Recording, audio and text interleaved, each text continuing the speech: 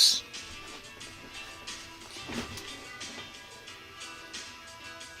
Bisco,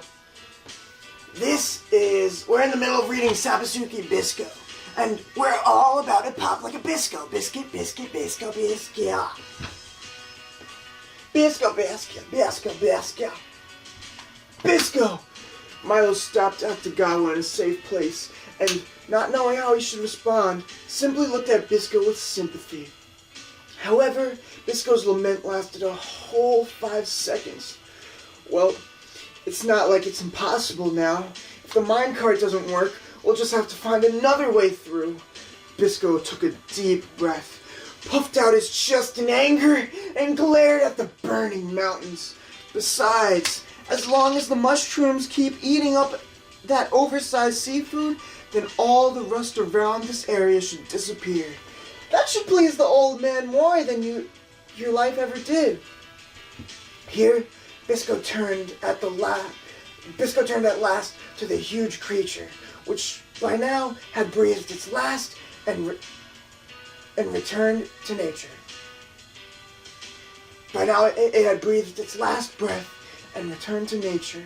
As he glimmered, his emerald eyes twinkled in the moonlight. Milo watched him in his profile view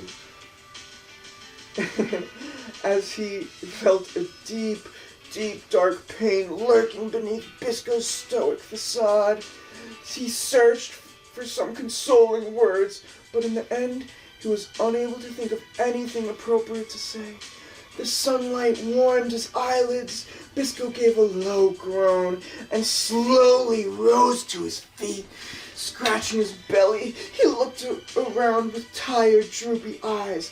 The grasslands twinkled in the summer sun, and clumps of verdant driftweed floated steadily in the breeze. Ah, Bisco, good morning. Milo tidied up the insect-repelling incense and hurried over to Bisco. How are your wounds? They seem to be healing up nicely. Let me know if they get swollen, okay? Now, what about the jellyfish? Was she, hurt?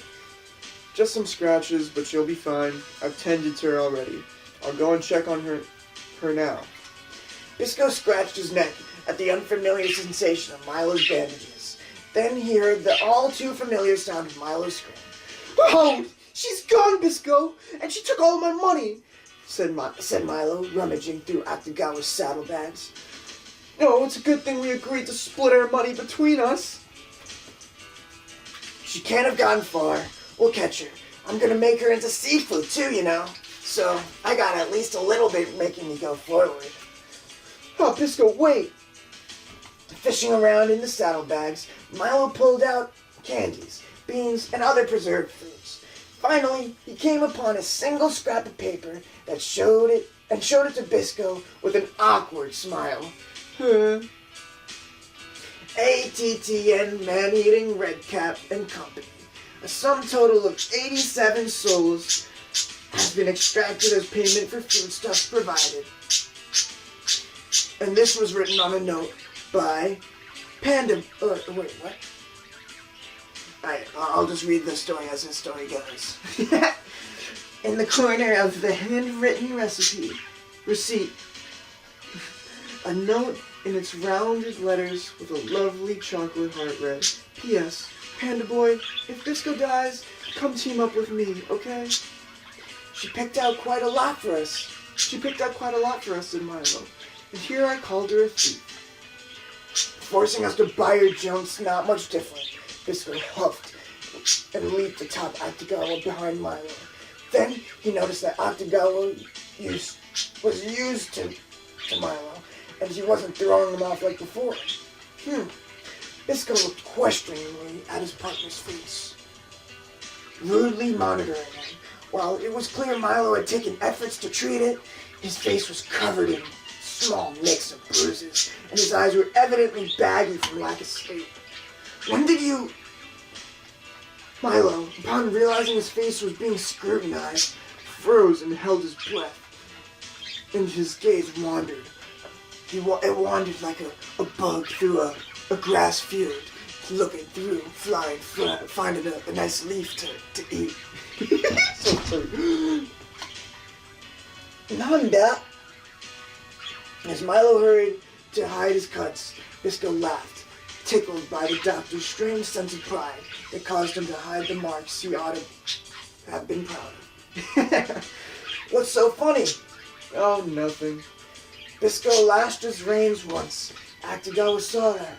Beside his smiling master, the novice had been trained with since dawn, was sitting with a somewhat dissatisfied expression. Nevertheless, the sailor crab moved its 8 legs into gear and set off leisurely over the grassy plains.